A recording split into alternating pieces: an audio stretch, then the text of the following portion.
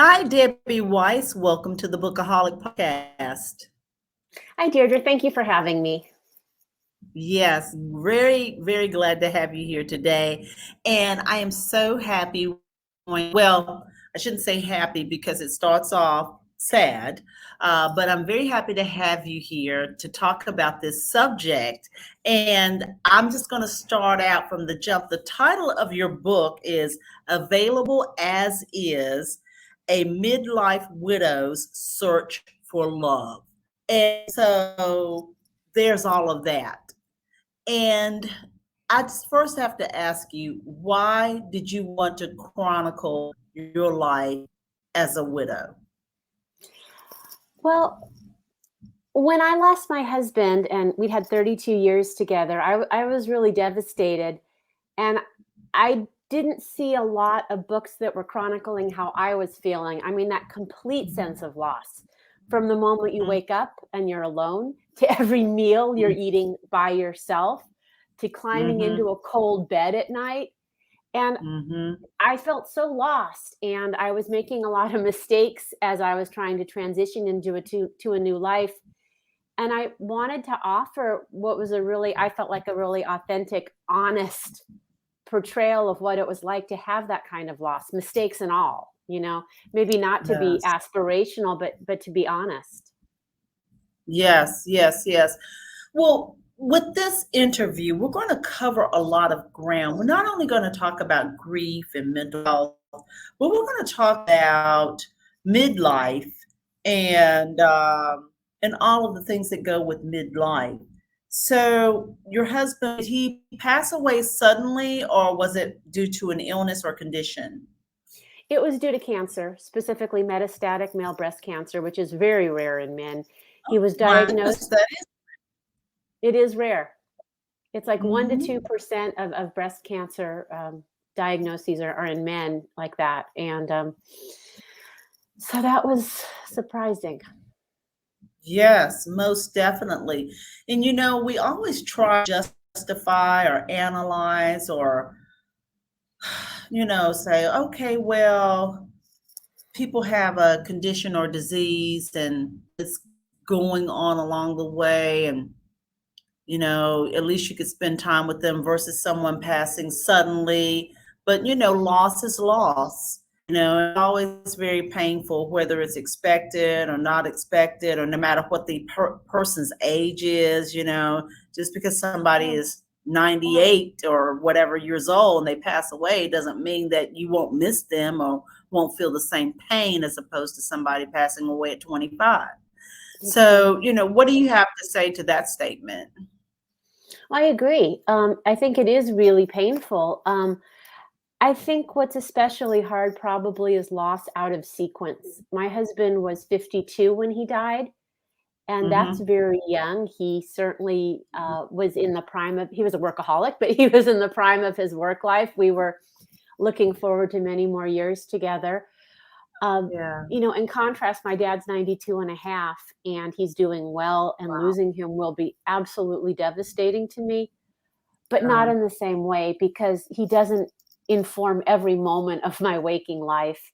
And I can at least say Right. that he had a life that he wanted on his terms. He's actually he's a scientist, as he chose. Mhm. So it's not as painful. I think a life out of sequence is probably harder. But I mean, comparing loss is terrible, and we widows always frown on that because every loss is different, Right. even among widows.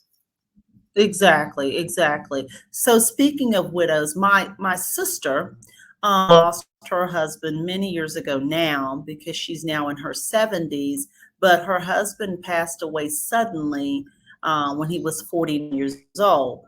He woke up on a Saturday morning. They didn't have children. Woke up on a Saturday morning. He went outside to take care of some leaves in the yard, and next thing he's on the ground. He had a massive heart Mm. attack. And I remember her saying, just and hearing while we were in the early stages of grieving, like constantly at her home, holding her hand, hugging her and all of these things. She kept looking at the door and, she wanted him to come back inside. And my brother in law never came back inside that door. And so, you know, she did go to a widows group after that, and was able to talk to other widows. Would you suggest that, or any type of therapies for people that go through loss? Yes, I would definitely recommend grief therapy helped me very much. My late husband George was Mhm. in denial about having cancer, so he turned Mm. down kinds of help we could have had. We didn't have the kind of peaceful, loving goodbye I would have liked because he thought he was gonna get better and come home. So we were all saying, Mhm. "Honey, this is the end." His parents were involved at that point, and he was saying, "No, I'm gonna get better. I have work to do. I have a deadline," even in his final Mhm. hospital bed. So I had, PTSD after he passed because I'd been taking Yeah, care of him on my own and dealing with the denial, and grief therapy helped me tremendously.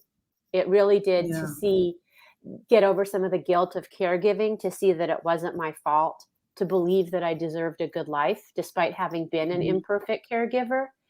So, yeah, I Mhm. would Mhm. recommend grief therapy. I mean, grief therapy, I think it depends on the person, but Mhm. therapy is yes, it was very helpful to me.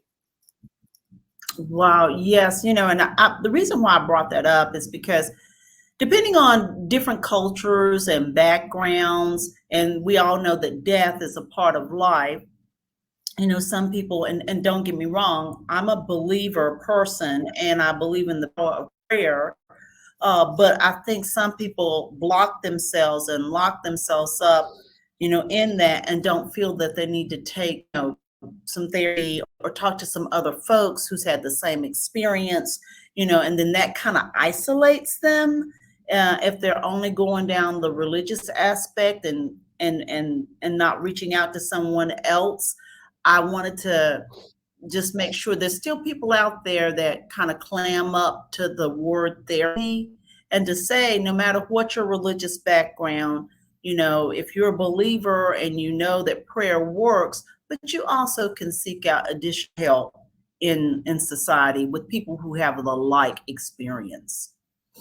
I agree. I mean, I prayer is important and it's really Yes. helps some people. And I know there are certain stigmas about getting therapy, and sometimes people Mm. don't like to admit it. I used to work at a very conservative kind of law firm, and saying something like I'm getting grief therapy would have been very uncomfortable.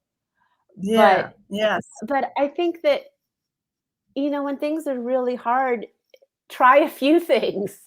I know connecting with Exactly. other widows has been helpful to me because I knew I wasn't alone in what I was going through, and there were other Right. people who felt the same, and who were good, kind people who wanted to offer advice. And I mean, I think that kind of overlaps maybe with a spiritual viewpoint in turning to the goodness in people. Yes. Yes. Yes. Yes. I agree 100%. Now, you mentioned something that I thought was very interesting. You said that you were an imperfect caregiver. And, I know caregivers, in my other life, I own a healthcare company. And Oh, in the okay, cool. early days, it was a home health company where um, well, home care, excuse me, where we would send out aides to the home of patients that were ill or older and all this type of thing. Now it's more medical.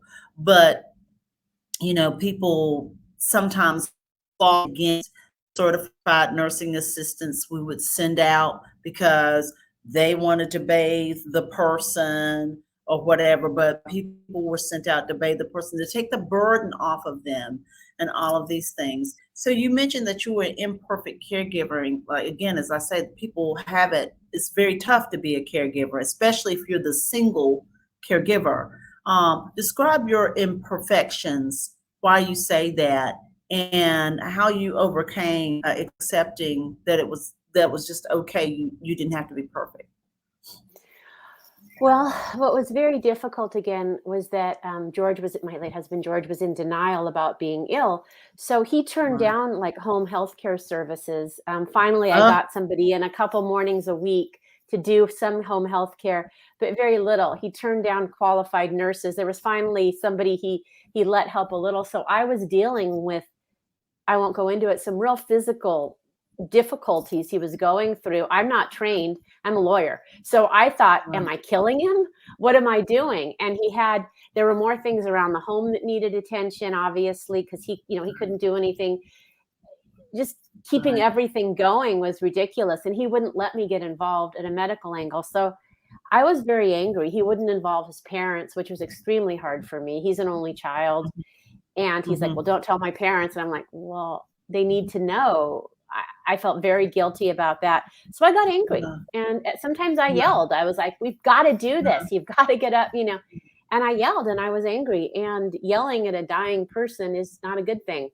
So I felt just super guilty when it was over. I was really sleep deprived. I was so stressed. I had horrible hives. So I was on prednisone, which is like being you're really amped. It's very unpleasant. And so I was dealing with that. And I got angry. I yelled. I said, we need more care. We need to get your parents. Nothing worked. So when he was gone, I felt terrible. If I'd known nothing would have changed it, if I'd known, hey, he's got 3 months left, I would have, okay, this is what it is. But so I needed help afterwards. You don't know. To feel better. I needed help afterwards to feel that I could move on and that I didn't have to feel guilty for the rest of my life. Exactly. Well, let's talk about the rest of your life, the life that you have now. And, as time passed, again, you're in your midlife and I'm in my midlife. And both of us know that society just wants midlife women to completely disappear. They want us to disappear off of the face of the earth. They either want us to be very silent grandmothers who, balance out, grandkids. I don't have any grandkids, but they want us to be grandmotherly. Or they just want us to completely disappear because we are totally unsexy, no longer beautiful, and the thought of you being anything remotely sexual is just like an X. I know. Did I describe that a little too deeply? Did I go into that a little too far? No, that's perfect. I mean, you're right. You don't see it. Some of the ads these days, like for yoga clothes, I do a lot of yoga, or other things, they're even showing women with different body types, which is wonderful, but very few midlife and older women. And, I also felt that stigma a little bit as a widow, because you either have to be like, I don't need a Spanish word, duena, like a chaperone to younger folks. Your life is over. You are, you're finished. Or there's sort of this creepy stereotype of the horny, deprived widow who's wearing, the black dress with the slit and, looking at other women's husbands. But there wasn't much in the middle of sort of a healthy, well-adjusted, still sexual, still alive, but balanced widow. Same thing. Yes. Well, you know what? To drop back, when they have ads that do show older women, they concentrate on that. They think they are bringing justification to show an older woman, which I guess that is a little progress. But the person has so many wrinkles. They have so many wrinkles in there. They're just so, it's like, okay, well, we're not that wrinkled yet. We're not that wrinkled yet. No, and also we're still doing normal things. Like we're in ads for Depends or some investment things so that you could retire. So we're like in investment ads, retirement ads, Depends ads, and medication ads. We don't seem to wind up in ads for things that normal, ostensibly younger people do. I mean, why aren't we in ads for athletic wear and just anything else you can mention a younger person does? We'd probably do it too.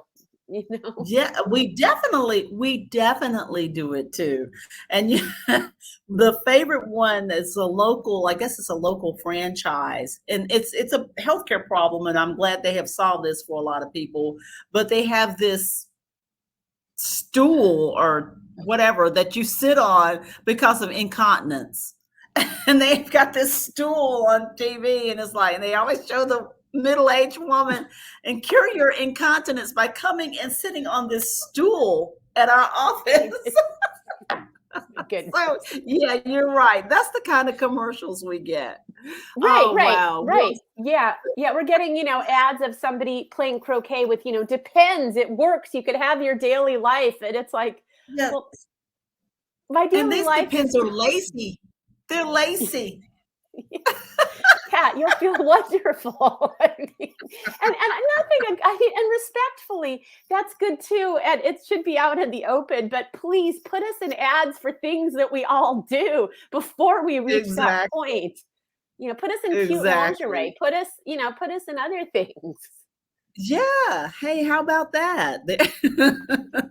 So we say all of that jokingly to say, as your life progressed, and you got your therapies and move on, and life is for the living.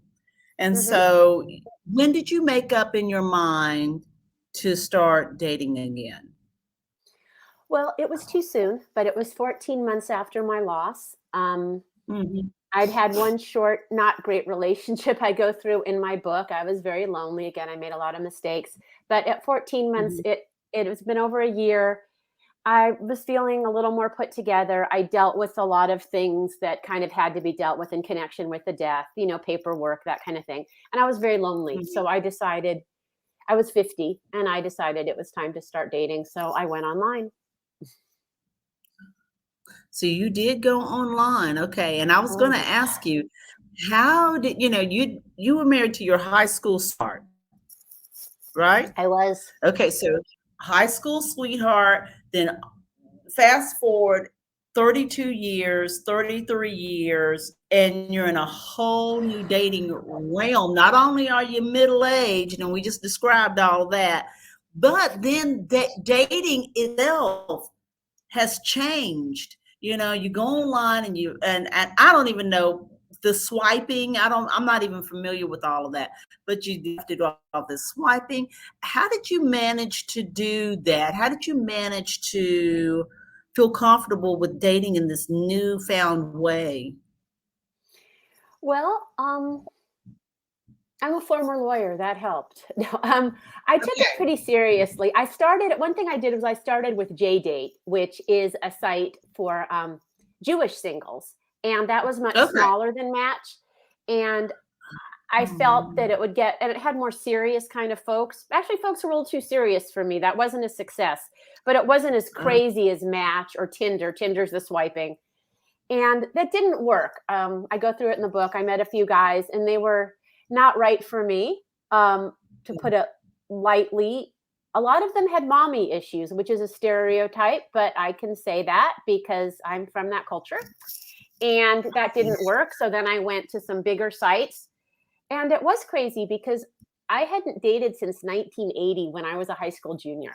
I was 16. yeah. So this was Yeah. crazy. And I just had to learn the rules. It was just a big, steep learning curve. It's pretty boring. I could go through things I learned, but I took it, I had a well written, fairly brief profile. I had professional pictures taken. I went through things like an hour in the morning. I kind of took it like a job. Yeah, yeah, yeah, yes. I can understand that. And if you really want to at least date someone in a serious type way, you probably need to take it on like a job, Yeah, you do.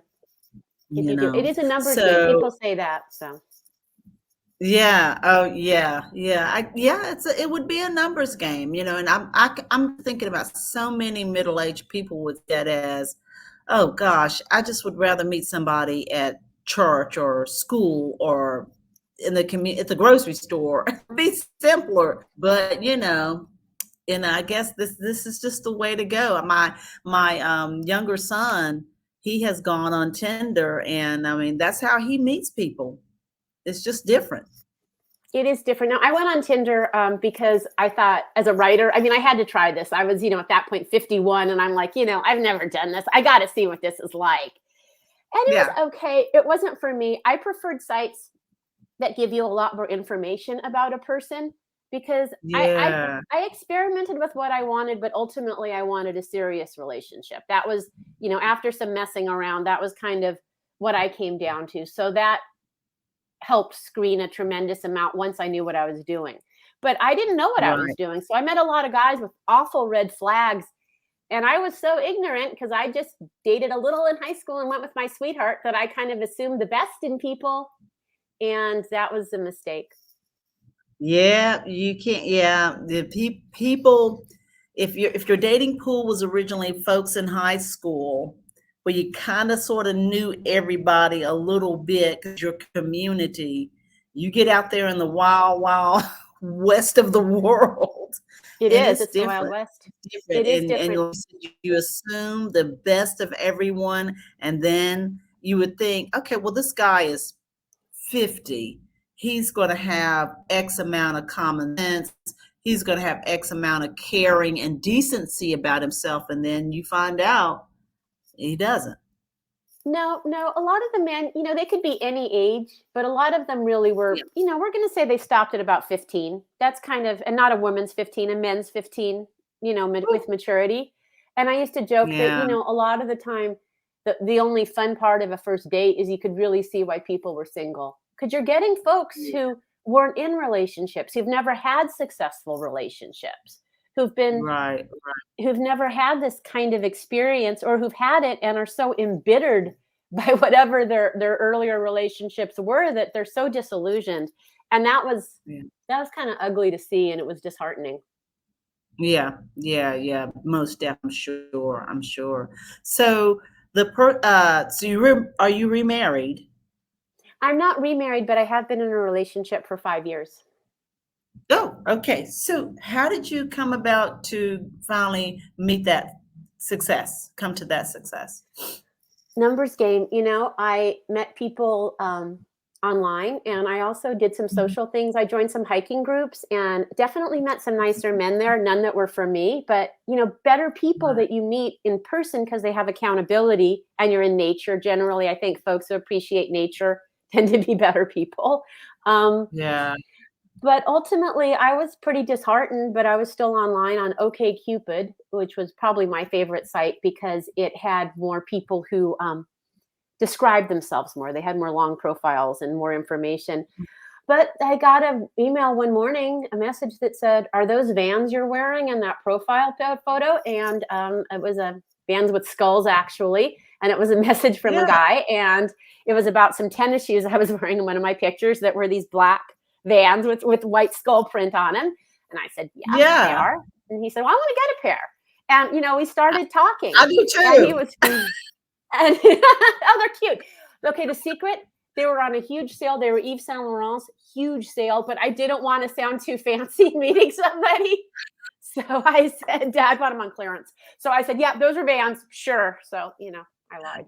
But yeah. Oh, wow. I would love to have a pair. YSL, I noticed, is one of my favorite brands. I have a couple of bags from them, and so that would be right up my alley. Woo. Okay, so so good. I'm glad you met that success through a numbers game. But I just want to paint a picture to those who may be listening or viewing this podcast to not give up on dating if you're middle aged, if you are a widow or widower for that matter, that you should just keep on trying and not go in a corner and shrink down and become what society wants you to become. I agree completely. And, online isn't the only way. Like I said, I met a lot of different folks in different hiking groups and, also terrific women. And one thing is to have nice friends, when you're widowed. I mean, I was real Yeah. isolated. I had to learn to reach out. That was the biggest thing I had to do was reach out, join groups, go out the front Yes. door and interact with people. And I think if you can Yes. join groups and have a fuller life, the dating pressure is less, but you also have the possibility of meeting nice folks through those groups, and there is Yes. accountability. I didn't Yes. meet necessarily the right person there, so I had to go online. I mean, I had to stay there, but it's Yes. manageable. You can kind of treat it in such a way that it's manageable.